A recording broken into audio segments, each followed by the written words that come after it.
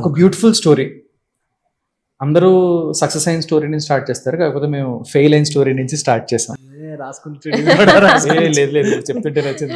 Writer ఒక 2 fail అయిన marriages నుంచి వచ్చిన ఒక ఇద్దరు, అసలు వాళ్ళు సక్సెస్ అవుద్దా లేదా అనేది స్టోరీ. బేసిక్గా very light hearted, very happy, easy watch. Main intention కూడా రాసేటప్పుడు ఏంటంటే, నేను నా ఫ్యామిలీతోని సరదాగా కూర్చొని తినేటప్పుడు కానీ, లేకపోతే ఊరికే ఫ్రెండ్స్తో పాటు కూర్చొని చూసేటప్పుడు కానీ ఈజీగా చాలా ఫాస్ట్గా క్విక్గా వెళ్ళిపోవాలి, చాలా క్యూట్ మూమెంట్స్తో ఉండాలి అనే ఇంటెన్షన్తోనే రాసాను. మౌనిక ఎలా వచ్చింది అసలు దీనిలోకి? అసలు మౌనిక కూడా చెప్పలేదు ఈ విషయం. అసలు మేమిద్దరం అనుకోలేదు. నేను రాసినప్పుడు నేను చేద్దామని అనుకోలేదు, దాంట్లో మౌనిక చేయాలని కూడా అనుకోలేదు. రాసిన తర్వాత స్క్రిప్ట్ బాగా వచ్చింది. ఇనిషియల్లీ ఒక బ్రాండ్ ఏదో అడిగింది, ఒక బ్రాండ్కి రాయాల్సి వస్తుంది అంటే సరే రాద్దాం అనుకున్నాం. అది చిన్న స్క్రిప్ట్ కాస్త పెద్ద స్క్రిప్ట్గా బౌండ్ స్క్రిప్ట్ అయింది.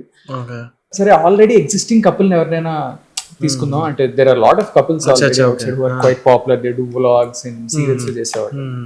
ఒకళ్ళిద్దరిని అప్రోచ్ అయ్యాం, వాళ్ళకి చాలా నచ్చింది. But for some reason it didn't work out. తర్వాత చూస్తున్నప్పుడు అరే బాగా వచ్చింది స్క్రిప్ట్, బాగా వచ్చింది, బాగా తీసుకోవచ్చు, మనకి కొంచెం పనికి రావచ్చు కదా అనుకున్నాను. ఆలోచిస్తున్నప్పుడు then the first thought that came to my mind is Mounika. Mounika నేను మా ట్రావెల్ ఉంది కొన్ని రోజుల నుంచి, couple of years, and I know her like she's a very project చేశారా?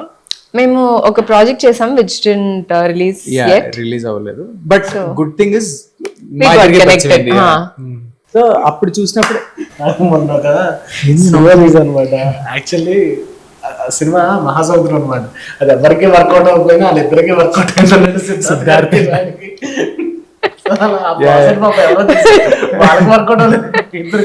ఏమో ఆ ప్రాజెక్ట్ ఇంకా అది తీసి ఇంకా 2 years అయింది, మొత్తం 4 years. I want that project to work. But ఆ ప్రాజెక్ట్ లో చేస్తున్నప్పుడే మౌనికాని చూసాను. అంటే ముందు నుంచి she's quite famous in our Telugu house holds కదా. She did a lot of work and చాలా బాగా చేస్తుంది. అండ్ లైవ్ లో అమ్మాయి పర్ఫార్మెన్స్ చూసేసరికి బాగా చేస్తుంది అనుకున్నా.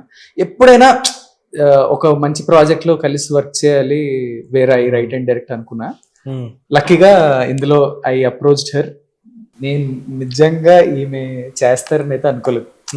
She is already doing lot of films and కొంచెం పెద్ద ప్రాజెక్ట్స్, పెద్ద స్టార్స్, ఇదంతా she's doing good, very good. But then when I told her the story, she accepted and things happened. నాకు I heard it, I loved it, the way he narrated. అంటే చాలా sensitive గా రాశాడు.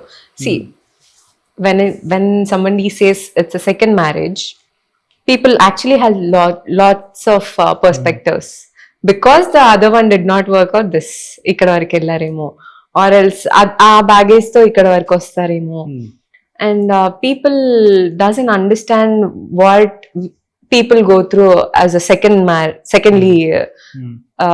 second time marriage అప్పుడు.